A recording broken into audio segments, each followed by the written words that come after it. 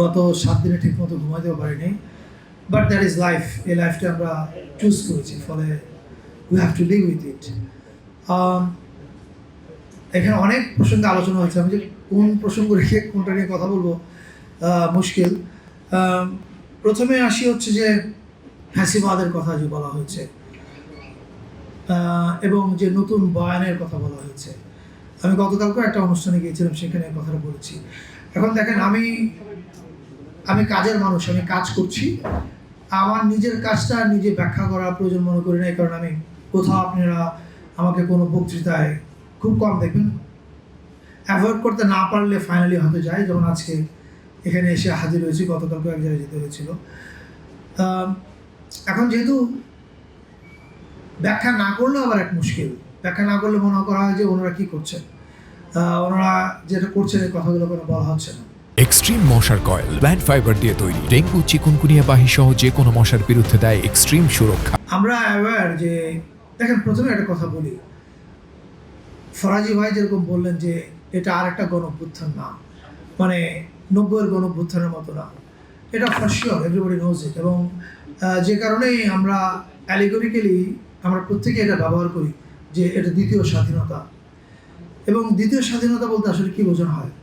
একটা দেশ তো ফান্ডামেন্টালি একবার স্বাধীন হয়, তাহলে দ্বিতীয় স্বাধীনতার প্রসঙ্গটা কেন আসে? এই দ্বিতীয় স্বাধীনতার মধ্যেই কিন্তু লুকানো আছে যে এটা 90 না, এটা সামথিং এলস। এখন সেই সামথিং এলসটা কি, এটা বোঝানোর জন্য এখন আমি কিছু কথা বলবো, এবং কথা বলার পর এবার আপনাদেরকে আমাদের করা কয়েকটা কাজের কথা বলবো।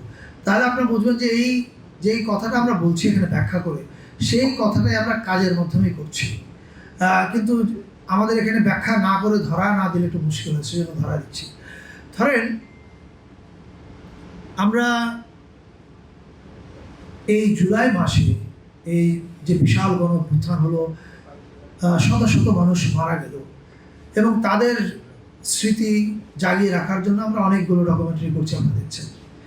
তার মধ্যে একটা ডকুমেন্টারি আমরা করেছি আবরার ফাহাদকে নিয়ে। মানে আবরার ফাহাদ তো জুলাই মাসে শহীদ হন নাই, তাহলে আবরার ফাহাদ কেন ওই জুলাই মাসে প্রাসঙ্গিক হয়ে উঠলো? বা আমরাই কেন মনে করলাম যে আমাদের একটা ডকুমেন্টারি বানানো উচিত, যেটার নাম আমি জানি না, আপনারা অনেকে দেখেছেন হয়তো, you fail to kill Abrar Fahad. এটা তাহলে জুলাই মাসে করার প্রাসঙ্গিকতা কোথায়? এই প্রাসঙ্গিকতার মধ্যে লুকায় আছে ফরাজি ভাই যে উত্তর, সেই উত্তরটা হচ্ছে এই যে বাংলাদেশের মানুষ 24-এ আসলে তার সার্বভৌমত্বটা রিক্লেম করেছে। বাংলাদেশ যে সার্বভৌমত্ব কম্প্রোমাইজড অবস্থা ছিল, তার প্রমাণ হচ্ছে আবরার ফাহাদ অন্য একটা দেশের প্রধানমন্ত্রীকে সমালোচনা করেছে, অন্য একটা দেশের নীতিকে সমালোচনা করেছে, এবং এইটা করার কারণে বাংলাদেশ নামের একটা রাষ্ট্র, সেই রাষ্ট্রের ক্ষমতায় যারা বসেছিল তাদের রাজনৈতিক দলের ছেলেরা আবরার ফাহাদকে পিটিয়ে মেরে ফেলেছে। ঘটনা আপনি পৃথিবীর কোথাও দেখবেন না, মানে একটা রাজনৈতিক দল যে এতটা দেউলিয়া হতে পারে, এই ঘটনাটার মধ্যে আপনি তার প্রমাণ দিচ্ছেন। এখন আবরার ফাহাদ তো দেশের কথা বলেছিল এবং সমালোচনা করেছিল অন্য আরেকটা দেশের, তাহলে ওকে বাংলাদেশের রাজনৈতিক দলের কর্মীরা বা নেতারা কেন মেরে ফেলাটা জরুরি মনে করলো? এই আবরার ফাহাদের ঘটনা কিন্তু আমাদেরকে পরিষ্কার বলে দেয় যে আমাদের সার্বভৌমত্ব বলে কিছু ছিল না। আমাদের দেশটা নামে স্বাধীন ছিল, কিন্তু এটাকে নিয়ন্ত্রণ করতো অন্যরা। Abrar Fahad is the glaring example. এবং সেই কারণে আমরা এই জুলাই যখন আমাদের অনেক ডকুমেন্টারি আপনি দেখেছেন যেগুলো চিফ অ্যাডভাইজার পেজ থেকে যায়, তার মধ্যে সবচেয়ে বেশি শেয়ার হওয়া, মানুষের দেখা, কথা বলা ডকুমেন্টারি হচ্ছে you fail to kill Abrar Fahad. আমরা এমনকি পাবলিক স্ক্রিনিং যখন করেছি চিটাগংয়ে, অলমোস্ট 100,000 অডিয়েন্স ছিলেন, and all of them are quiet, এবং ছবিটা শেষ হওয়ার পর মেনি পিপল ক্রাইড। এবং এই যে তাদের প্রত্যেকের কান্না, এই কান্নার মধ্যে কিন্তু আছে বাংলাদেশটাকে তারা প্রত্যেকে ওন করে। আমি গতকালকে এখানে একটা দেশে অনুষ্ঠানে গেছিলাম, সেখানে বলেছিলাম এই কথা যে 24-এর গণঅভ্যুত্থানের পরে যে বাংলাদেশ হয়েছে, এখানে সব বাংলাদেশের পক্ষের লোক, বাংলাদেশের বিপক্ষের যে আছে যারা আছে তারা পালিয়ে গেছে। বাংলাদেশ পক্ষের এখন সামনে চ্যালেঞ্জ কী? প্রথম চ্যালেঞ্জ হচ্ছে ঐক্য অটুট রাখা।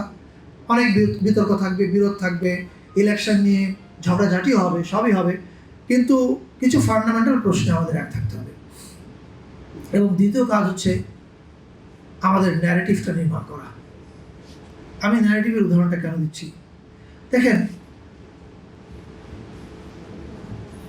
হাসিনা যে শুধু জুলাইতে এত মানুষ মেরেছে তা না, জুলাইয়ের আগে 15 বছরে শত শত মানুষকে গুম করেছে, খুন করেছে। কিন্তু দেখেন তাদের কারোর জন্য মধ্যবিত্ত কোথাও কাঁদে নাই। কেন কাঁদে নাই? কারণ কালচারাল ন্যারেটিভ মিডিয়ার মাধ্যমে নিয়ন্ত্রিত হয়। মিডিয়া মধ্যবিত্তের মনকে শিখিয়েছে বিএনপি জামাতের কেউ মারা গেলে তোমার কান্নার প্রয়োজন নাই। And that is the biggest danger we have in front of us. যে আপনি যদি এই যে বিএনপি জামাতের যারা মারা গেছে, তখন তাদের গল্পটা বলা যায়নি। কেন গল্প বলা যায়নি? কারণ কোনো মিডিয়াতে আপনি তাদের কথা বলতে পারতেন না। ফলে দেখেন ওই লোকগুলা অনেকেই শহীদ হয়েছে, অনেকেই গুমের নির্যাতন সহ্য করেছে, কিন্তু শুধু ন্যারেটিভ নাই বলে তাদের জন্য মধ্যবিত্ত ওই সময় কাঁদে নাই। তার মানে ন্যারেটিভের প্রয়োজনীয়তা কতখানি তীব্র। আমি আরেকটা উদাহরণ দেখাই। 52 ভাষা আন্দোলনে যদি শহীদের সংখ্যা আপনারা কাউন্ট করেন এবং অ্যাট্রোসিটি যদি দেখেন অ্যাজ কম্পেয়ার টু জুলাইয়ের অ্যাট্রোসিটি, এটা অনেক পার্থক্য, বিশাল তারতম্য। কিন্তু 52 আমাদের জীবনের একটা গুরুত্বপূর্ণ অংশ। কেন? আবারও এর কারণটা হচ্ছে ন্যারেটিভ। 52 পরে আমরা সেই ন্যারেটিভগুলো নির্মাণ করেছি, আমাদের পূর্বপুরুষেরা নির্মাণ করেছে। এই গল্প নির্মাণের মাধ্যমে এটা আমাদের কালেকটিভ মেমোরির অংশ হয়ে উঠেছে। ফলে জুলাইয়ের পরবর্তী সময়ে আমাদের প্রধান কাজ, আমরা অল্প দিনের সরকার, আমরা অনেক বিশাল পরিবর্তন করবো এটা আমি বিশ্বাস করি না। I don't want to live in fantasy. আমি জানি আমার সময় কয়দিন আছে, এর মধ্যে আমাকে কী কী কাজ করা যাবে, এবং আমি সেই কাজগুলো করছি। এবং আমার ধারণা আমি 15 থেকে 16 ঘন্টা কাজ করি, এবং যারা আমার সঙ্গে অনেক ইয়াং ছেলে কাজ করে বিভিন্ন প্ল্যাটফর্মে জুলাই রিলেটেড, ওদের কাছে খোঁজ নিলে জানতে পারবেন আমরা কী করছি। এখন এই যে যত আপনি বিভিন্ন সোশ্যাল মিডিয়ায় গিয়ে অনেক ডকুমেন্টারি দেখেন, অনেক ডকুমেন্টারি, যে আনাসের মায়ের ডকুমেন্টারি হয়তো আপনারা দেখে থাকবেন, যেখানে আনাসের মা বলেছিল গুলিটা লাগছে আমার ছেলের বুকে আর ছিদ্রটা হয়েছে আমার কলিজায়। এবং এই কথা যে শোনে কারো পক্ষে কান্না সংবরণ করা সম্ভব হয় না। এরকম শত শত আপনার ডকুমেন্টারি দেখছেন, এর সবগুলোই আমাদের বানানো, কিন্তু আমরা কোথাও লিখি না সংস্কৃতি মন্ত্রণালয়। এটা হচ্ছে মুশকিল। এখন আমরা কেন লিখি না? আমরা লিখি না এই কারণে যে আমার এখানে জনপ্রিয় মন্ত্রী হওয়ার কোনো প্রয়োজন নাই। আমি অফকোর্স এমনকি আমার ক্যারিয়ারের প্রয়োজন নাই। আমি গত জানুয়ারিতে মারা যেতে পারতাম, আমার ব্রেন স্ট্রোক হয়েছিল। So I am living A bonus life. এবং এই বোনাস লাইফে যে আমরা হাসিনা মুক্ত বাংলাদেশ দেখবো, এটাও তো আমরা ভাবি নাই, আল্লাহ দেখাইছে সেটা। তারপরে যখন আমার উপর এই দায়িত্বটা এসে পড়ে, তখন আমি প্রথমেই বলেছি no, I am not going to take this responsibility, no, that's not my job. And then ক্রমাগত প্রেশারের পর একটা পর্যায়ে গিয়ে আমি অ্যাকসেপ্ট করি। এবং অ্যাকসেপ্ট করার সময় আমি নিজেকে একটা কথাই বলেছি, আমি যতটুকু কাজ পারি এই কালচারাল অঙ্গনে, আমি এই কদিনে যেন অ্যাটলিস্ট জুলাইয়ের ন্যারেটিভটা নির্মাণ করে যেতে চাই। কারণ আবার বলছি, সত্যের চেয়ে সত্য এখন তাজা। 5 বছর পরে সত্য তাজা থাকবে না। 5 বছর পরে আমাদের রক্ষা কবচ হবে ন্যারেটিভ, এই গল্পগুলো।